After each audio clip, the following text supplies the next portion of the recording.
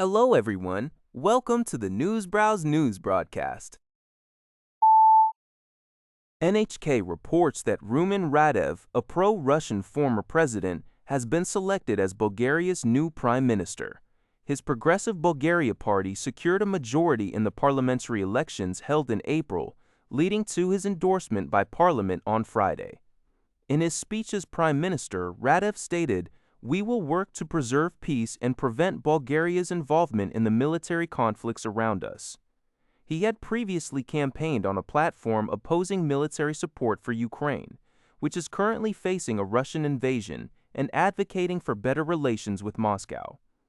The Associated Press quoted an expert who suggested that under Radev's leadership, Bulgaria might reduce its support for Ukraine, particularly concerning the provision of artillery shells. Bulgaria is an Eastern European nation that joined the European Union in 2007. According to Thai Sounds, U.S. intelligence agencies assess that Iran's political regime is fragmented, with an unclear power structure. However, the new supreme leader, Mojtaba Khamenei, is reportedly collaborating with other high-ranking officials to steer national strategy, which includes negotiations with the United States to end the ongoing conflict. Mojtaba Khamenei has not been seen publicly since he suffered severe injuries in an airstrike during the early stages of the war.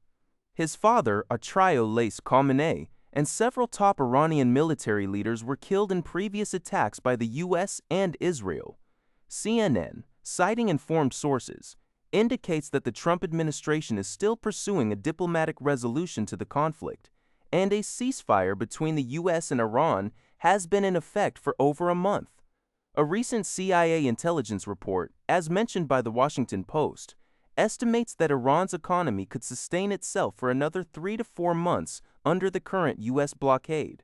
Mojtaba Khamenei assumed the role of supreme leader following his father's death in an airstrike on February 28. Intelligence sources reveal that his movements are undetectable by U.S. imagery intelligence because he shuns electronic devices, communicating solely through face-to-face meetings or via messengers. According to Thai Sounds, Taiwan's legislative yuan has passed a special act for arms procurement, allocating NT $780 billion, approximately $24 to $9 billion, making CAR, for defense acquisitions. This budget is divided into an initial NT $300 billion and a subsequent NT $480 billion.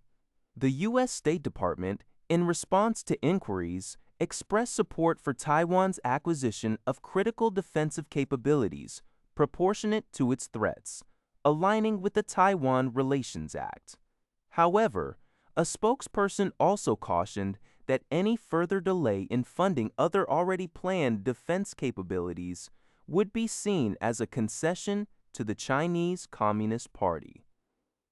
This development follows President Lai Ching-daller's proposal last year for a larger NT proposal last year for a larger NT proposal last year for a larger NT proposal last year for a larger NT proposal last year for a larger NT proposal last year for a larger NT proposal last year for a larger NT $100 pride.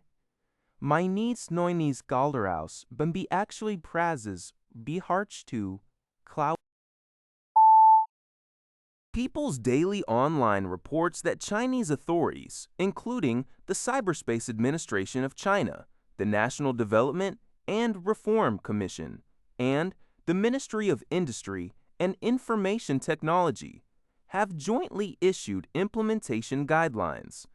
These guidelines aim to promote the standardized application and innovative development of artificial intelligence, AI, agents as part of the country's AI Plus action. The document defines AI agents as intelligent systems capable of autonomous perception, memory, decision-making, interaction, and execution, which are rapidly integrating with cyberspace and the physical world through advanced technologies like large language models. The guidelines establish fundamental principles such as safety and controllability, orderliness and standardization, innovation-driven growth, and application-oriented traction.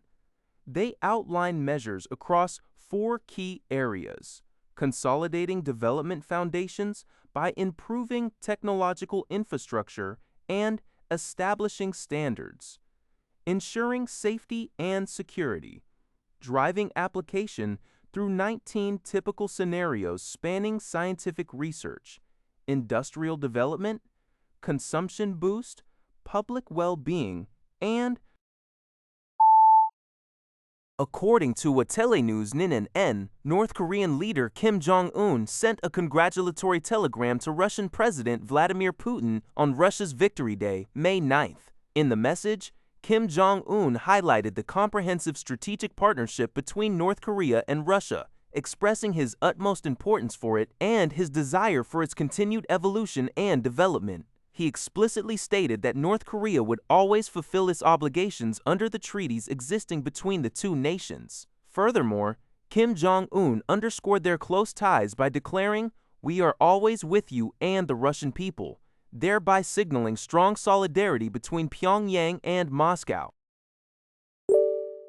That's all for this video. Thank you for watching. See you in the next video.